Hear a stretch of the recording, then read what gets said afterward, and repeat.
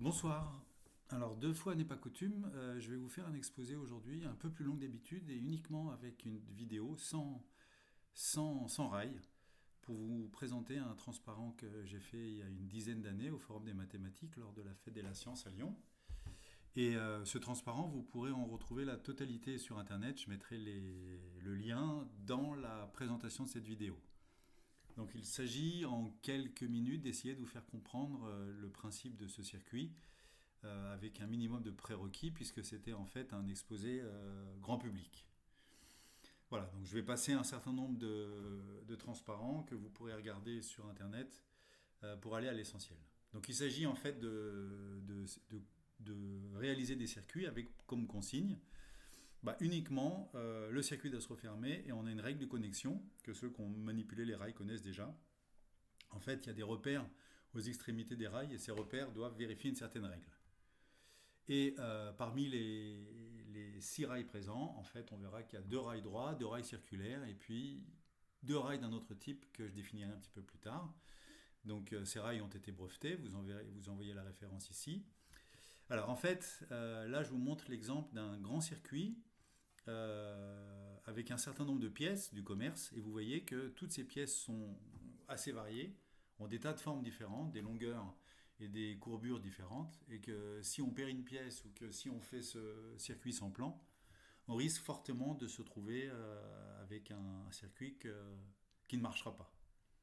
Donc voilà un exemple au contraire de circuit qui a été réalisé avec les rails, avec le plan correspondant.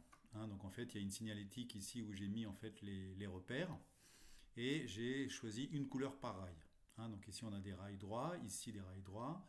Là, on a des rails qui semblent circulaires, ici aussi, et puis ici, on a d'autres rails qui semblent incurvés. Donc, par la suite, j'ai choisi une signalétique un peu plus flashy, mais je n'ai pas réactualisé ce transparent.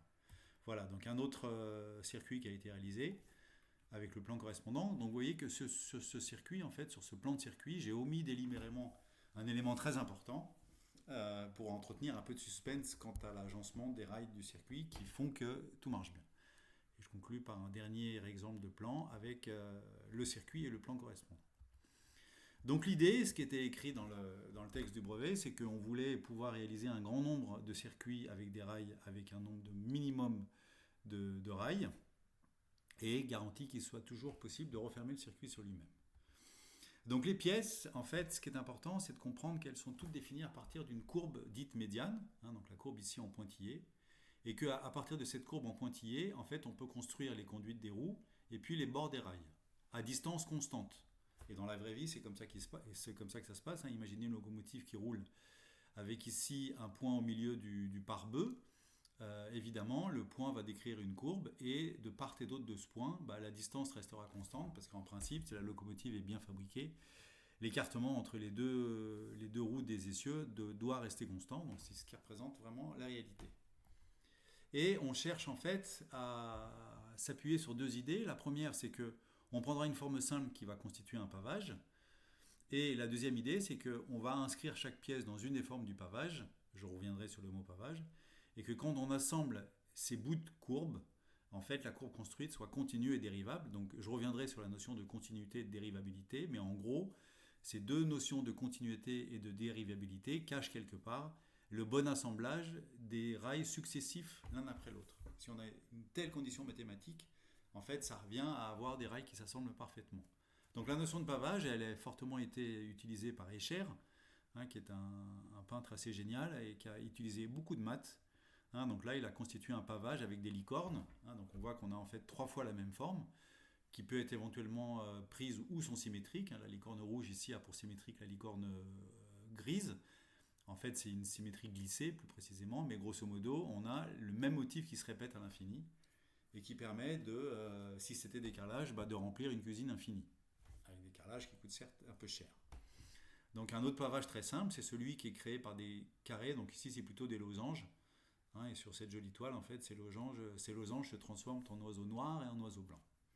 Donc moi j'ai pris le pavage le plus simple qui soit, c'est un carré. Alors, une fois qu'on a choisi le pavage, il faut parler de continuité dérivabilité, qui est une juste expression matérielle du fait que quand j'ai 2 rails l'un à côté de l'autre, ils s'assemblent bien. Donc imaginez que j'ai ici un rail avec sa courbe médiane, et là un autre rail avec sa courbe médiane, et les deux extrémités des rails. Vous voyez bien qu'ici on a absence de continuité, hein, je saute d'un rail à l'autre, donc la courbe n'est pas continue. Si j'impose la continuité, les deux extrémités coïncident, mais en fait vous voyez que les directions ici, donc je reviendrai sur la tangente un petit peu plus tard, mais que ces directions-là, n'étant pas égales, bah en fait, les rails correspondants, vous voyez bien qu'ils ne s'assemblent pas. En fait, ils sont continus, c'est-à-dire que les deux extrémités coïncident, mais les bords ne sont pas parallèles. Et pour assurer le bon encastrement, bah, il suffit en fait que les bords soient parallèles, et quelque part, ça revient à dire que la direction ici, qui est en noir, est la même que la direction ici. Hein, les deux bords ici étant parallèles et confondus, donc un assemblage parfait des deux rails. Alors, voilà un exemple de plan qui a été construit numériquement. Hein, donc j'ai un circuit puis un autre. Donc là, il y a un bon raccord. Je passe rapidement sur la notion de tangente qui est liée à la vitesse instantanée. Donc j'ai déjà fait une vidéo sur la locomotive, mais je reviendrai dessus. Je vais plutôt m'intéresser à la notion de tangente pour une parabole donnée, pour une courbe donnée. Hein, donc la notion de tangente et de tangente, c'est quelque chose qui est relativement difficile, même en lycée.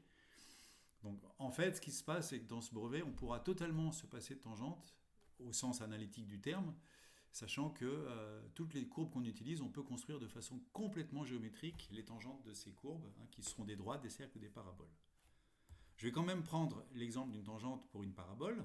Donc ici en bleu, j'ai une parabole, et puis là en noir, en rouge, pardon, j'ai la tangente. Donc souvent on dit que c'est la courbe, la droite qui touche la courbe en un seul point. C'est pas tout à fait vrai. Dans ce cas-là, c'est vrai.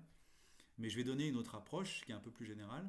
Ce qu'on fait souvent, c'est qu'on fait des zooms successifs entre la courbe et le point auquel on se place. Donc je vais prendre ce rectangle et je vais le construire, le grossir. Donc je prends ce rectangle et quand je le grossis, il prendra toute la place dans la figure suivante. Donc là, je passe de moins 8 à plus 10, à 0 à 2. Donc à chaque fois, je fais un zoom sur le rectangle là.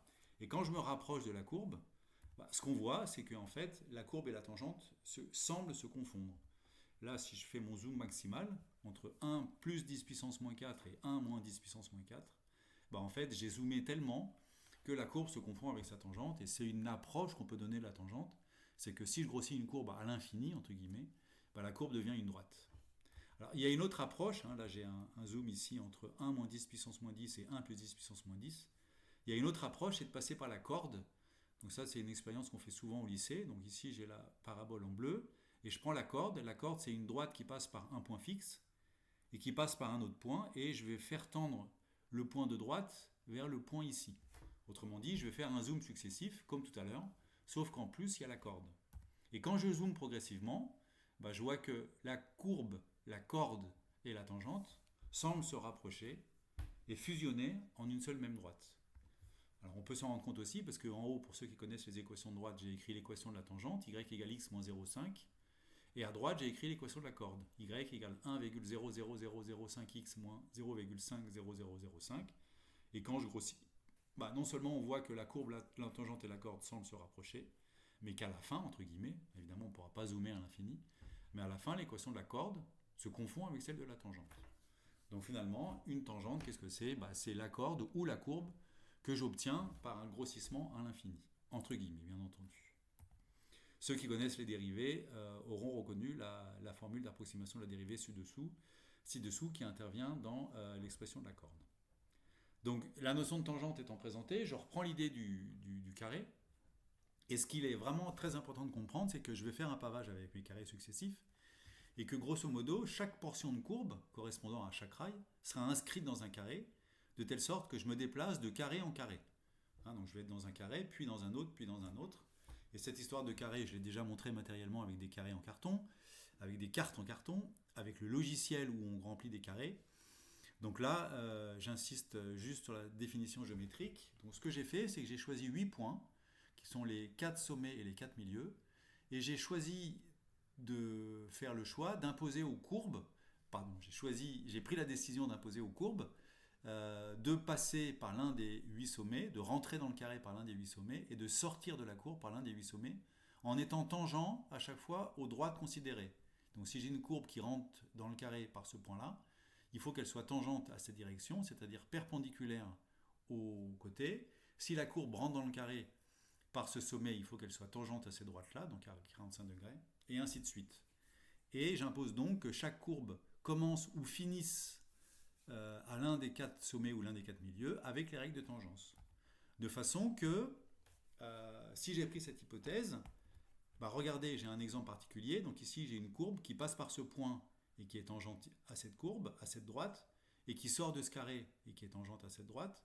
Donc ce qui est important de comprendre, c'est que dans le carré suivant, j'aurai une autre courbe qui vérifiera au milieu la même propriété de tangence. Autrement dit, l'autre courbe va arriver de cette façon-là, en étant tangente à cette même droite, et donc finalement les deux bouts de courbe qui sont de part et d'autre du milieu passeront par le même point et auront la même direction, donc seront tangentes. Et donc en fait j'aurai un assemblage parfait des deux rails, puisqu'il y aura ce qu'on appelle continuité et dérivabilité. Alors plus précisément, continuité de la dérivée. Et à chaque fois, chaque courbe passera par l'un des 8 points et sera tangente à l'une des 8 courbes ici, qui relient en fait le point au milieu, au centre du carré. Là, j'ai tracé une petite courbe qui n'a pas été réalisée en vrai, parce que pour des histoires de rayons de courbure que j'ai déjà évoquées, sur lesquelles je reviendrai par la suite, mais toujours est-il que mathématiquement, elle vérifie la condition de passer par ces deux points-là et d'être tangente à cette droite-là et cette droite-là. Et donc en fait, je vais aller de carré en carré, et quand je reviendrai à mon premier carré, la règle d'assemblage marchera et j'aurai donc assemblé parfaitement mon circuit de train. Voilà, donc je passe le problème d'etching sur lequel je reviendrai et je m'intéresse plus maintenant à la construction des courbes en elles-mêmes. Donc on commence par les deux rails droits qui sont des courbes en fait qui relient soit deux milieux du carré opposé, soit deux sommets en diagonale.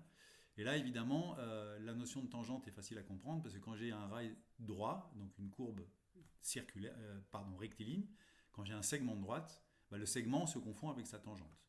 Donc ici la longueur c'est 1, alors attention je prends plus C comme unité, C qui vaut 21,8 qui est ta vraie longueur, je prends la longueur unité 1 qui sera une référence que j'ai déjà utilisée dans d'autres transparents. Donc là j'ai un rail droit de côté 1, ici j'ai un rail droit de côté, là il suffit de le calculer en utilisant le théorème de Pythagore, là j'ai un triangle rectangle isocèle, de côté 1 et 1, j'ai mon angle droit, donc d'après le théorème de Pythagore, je sais que l'hypoténuse au carré, c'est 1 au carré plus 1 au carré, c'est-à-dire que l'hypoténuse, c'est racine de 1 plus 1, c'est-à-dire racine de 2. Donc j'ai un rail de longueur 1, un rail de longueur racine de 2. J'ai déjà montré des manipulations sur des rails en bois pour montrer qu'on peut retrouver facilement ces choses-là de façon expérimentale, entre guillemets. Maintenant, revenons sur le cercle. Alors il y a une vieille propriété que connaissaient déjà les Grecs de l'Antiquité, c'est que quand je prends un cercle, la tangente, en fait, c'est la seule droite qui coupe le cercle en un seul point, donc dans ce cas-là, c'est vrai. Et elle a la particularité de passer par le point de contact et d'être perpendiculaire. Donc ici j'ai ma tangente. Et cette tangente est perpendiculaire à la droite qui relie le centre du cercle avec le point de contact.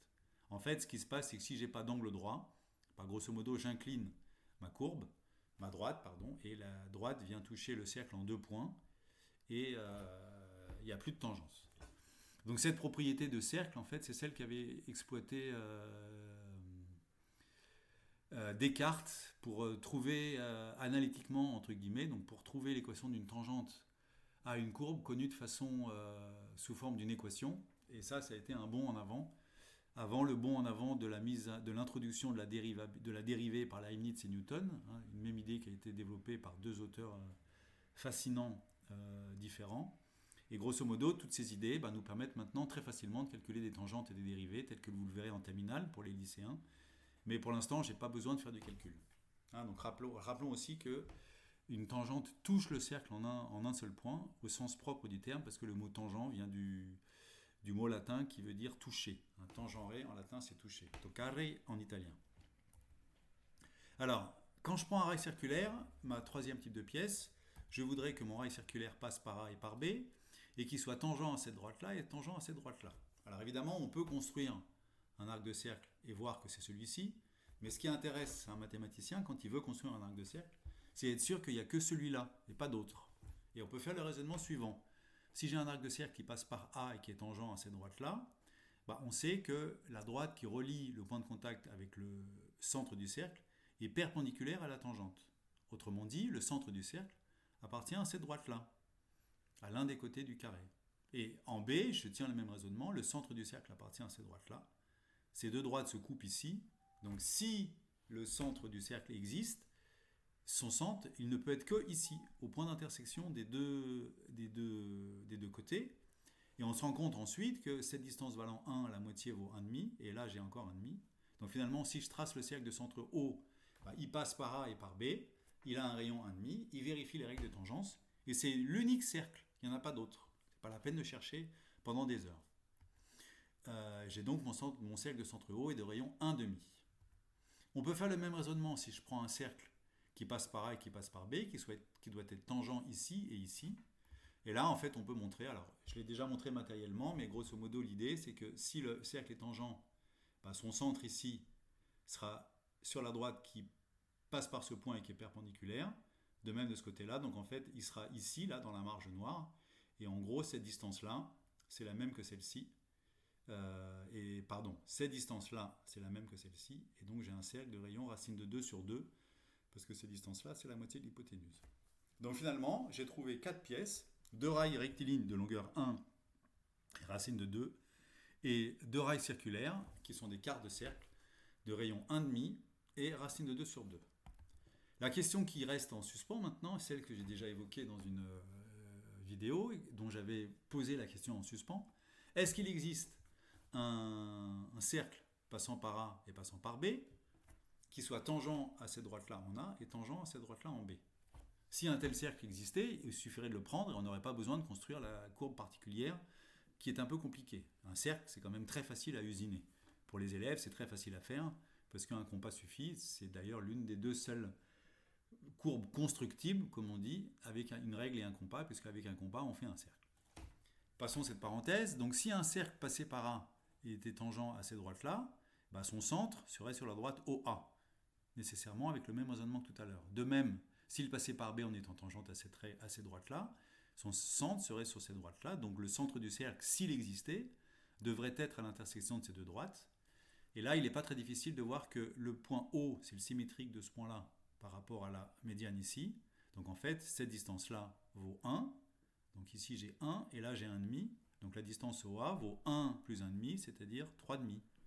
Et la distance OB, en fait, on l'a déjà vu, parce que c'est rien d'autre que cette distance-là qui est la diagonale du carré, qui est la racine de 2. Donc j'ai 3,5 d'un côté, racine de 2 de l'autre. 3,5 est différent de racine de 2. Alors, plusieurs raisons. Soit on dit qu'on prend sa calculatrice et on vérifie que c'est différent, assez différent, pour qu'on les tienne franchement différents et qu'il n'y a pas une parabole qui passe juste à côté. En théorie, on est même sûr que racine de 2 n'est pas égale à 3,5, parce que en principe, vous savez que pour ceux qui ont vu ça, racine de 2 n'est pas rationnelle, donc il ne peut pas être égal à 3,5. Ça ne justifie pas l'inégalité numérique, mais en tout cas, c'est aussi une preuve théorique. Voilà, donc pour conclure, on a une droite ici, une courbe ici, qui passe par ce point qui est tangente, qui passe par ce point qui est tangente, et en fait, on peut utiliser une parabole. Alors, je referai des vidéos sur la parabole, parce que la parabole, c'est une courbe qui est très riche, qui est utilisée en astronomie, en mécanique, en maths, qui est vraiment utilisée en ingénierie, qui est utilisée dans les courbes de Bézier, dans les carrosseries de voitures, etc., dans les polices de caractères que vous lisez. Donc il y a énormément de choses à dire sur les paraboles. Il y a beaucoup de façons de les construire, soit point par point, soit à la règle et au compas, soit avec un ordinateur, etc., etc. Donc je referai le moment venu une vidéo sur la construction de la parabole en particulier, en général, et la construction de cette parabole-là en particulier. Donc pour finir, alors je passerai sur la notion de foyer, sur laquelle je reviendrai. Donc là je vais passer sur ces transparents, je passe aussi sur les Qing, et je vais donner ma avant-dernière idée de ce soir pour l'exposer, c'est de reprendre en fait une manip que j'ai déjà faite à la main avec les rails, c'est-à-dire sur la même figure de représenter en fait les 6 courbes correspondant aux 6 rails que j'ai étudiés, entre guillemets. Donc j'ai un rail droit ici, un rail droit ici, un rail circulaire ici, un rail circulaire ici, et puis un rail parabolique ici, et puis là la petite parabole, dont j'ai déjà parlé, qui passe par ce point et qui est tangente ici et ici, et qui n'est pas construite. Et ce que je vais m'amuser à faire, c'est montrer que, en fait, à partir de ces 6 courbes, j'obtiens bien les 28 courbes du logo de la chaîne EasyLoop, en faisant la même manip que celle que j'ai déjà faite avec les rails en bois, mais en montrant juste géométriquement ce qui se passe.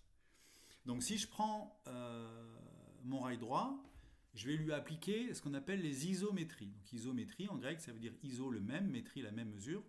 Donc je vais utiliser les applications, les isométries qui envoient le carré sur lui-même. C'est-à-dire par rapport à la manip que j'ai déjà faite, je vais faire tourner le carré ou je vais en prendre le symétrique. Et il y a une des isométries qui consiste à prendre une rotation de centre O et de rayon un quart de tour, c'est-à-dire 90 degrés. Donc si je prends ma pièce ici, je la fais tourner par rapport au centre du carré avec un angle de 90 degrés, dans le sens trigonométrique, c'est-à-dire le sens anti-horaire, le sens des aiguilles, contraire des aiguilles d'une montre. Si je fais ça, et ma pièce va tourner d'un quart de tour. Alors, qu'est-ce qui se passe? Elle va tourner d'un quart de tour et je vais avoir le rail bleu. Alors, est-ce que je peux faire d'autres rotations? Si je le fais tourner 2 quarts de tour, ça fait un demi. J'obtiens la même chose que la pièce elle-même. Je peux montrer aussi que si je fais des réflexions, donc des symétries axiales d'axe, cet axe-là ou cet axe-là, en fait, la pièce rouge ne peut pas donner d'autre forme que ces deux pièces. Donc finalement, j'ai besoin juste d'une rotation pour passer de la pièce rouge à la pièce bleue. Donc avec ma pièce rectiligne, j'ai deux courbes différentes. Si je fais le même raisonnement avec mon arc de cercle, qui est ici, je le fais tourner par rapport au centre du cercle de 1 quart de tour, de 2 quarts de tour ou de 3 quarts de tour, c'est-à-dire des rotations de centre le centre du cercle et d'angle 90, 180 ou 270 degrés, sachant que je rappelle qu'une rotation d'angle 180 degrés, c'est aussi une symétrie centrale. Et c'est pas la peine de faire d'autres symétries. Si je fais le symétrique de cette courbe rouge par rapport à cette diagonale-là, ou cette diagonale-là, ou cette diagonale-là, ou cette médiane-là, pardon, et en fait, la courbe rouge, si je fais le symétrique par rapport à cette médiane-là, j'obtiens la même courbe bleue. Si je fais le symétrique par rapport à cette diagonale-là, j'obtiens l'autre courbe bleue. Donc là encore, 4 rotations suffisent à engendrer en fait ces 4 courbes. Et puis je peux faire le même raisonnement en allant un peu plus vite pour le grand arc, le grand rail rectiligne. Je peux le faire tourner une fois et c'est tout. Donc, je conclus avec les 4 premières formes. Je prends mon arc de cercle, cette fois-ci, celui-ci. Je peux le faire tourner une fois. Je le fais tourner une fois, 2 fois, 3 fois. Donc là, avec mes 2 arcs de cercle et mes 2 rails rectilignes, j'ai obtenu 4 plus 4 plus 2 plus 2, c'est-à-dire 12 courbes. Et il en reste 16 pour passer de 12 à 28. 28 étant le nombre de courbes qui constituent le logo de cette chaîne. Alors, je vais faire le même raisonnement avec ma parabole qui est ici. Alors, je n'ai pas besoin de savoir que c'est une parabole. Il suffit juste que je sache que j'ai une courbe qui passe par ce point et qui est tangente à cette droite-là, une courbe qui passe par ce point et qui est tangente à cette droite-là. En fait, on pourrait prendre d'autres courbes que la parabole. Il en existe une infinité. J'ai pris la parabole parce que mathématiquement, c'est joli et que c'est une des courbes les plus simples, entre guillemets. Peu importe. Donc, cette courbe, je peux la faire tourner en faisant une rotation de le centre du cercle et de rayon et d'angle 90 degrés. Je peux la faire tourner une fois, 2 fois, 3 fois, 4 fois, je reviens sur elle-même. Mais là, en fait, il va manquer des courbes. Pourquoi manque-t-il les courbes? Parce que ma parabole, en fait, elle a une propriété d'absence de symétrie que n'avait pas le cercle. C'est que ma parabole qui est en rouge ici, je peux tracer le symétrique de cette parabole par rapport à cette médiane. Et si je trace le symétrique de cette parabole par rapport à cette médiane, j'obtiens une pièce noire. Je l'ai mise en noir pour indiquer que c'est une isométrie indirecte, c'est-à-dire que je fais un anti-déplacement, un retournement. Donc quelque part, j'inverse le sens d'orientation de la courbe, mais peu importe. Donc si je prends ma courbe rouge et que je prends son symétrique par rapport à cette médiane, j'obtiens la courbe noire. Et ce qui est rigolo, c'est que la courbe noire, je peux elle-même la faire tourner une fois, 2 fois, 3 fois. Et 4 fois, je reviens sur la courbe du départ. Et à partir de ma parabole, j'ai obtenu 8 courbes. Et je peux faire la même chose avec la petite parabole que je fais tourner une fois, 2 fois, 3 fois, 4 fois, je reviens sur elle-même. Je prends le symétrique de la petite parabole par rapport à l'un des axes, j'obtiens une autre parabole que je fais tourner une fois, 2 fois, 3 fois, et finalement j'obtiens 8 courbes. Donc j'ai 12 plus 8, ça fait bien 28. Et si je fais la réunion de ces 28 courbes, j'obtiens le logo d'EasyLoop. Voilà.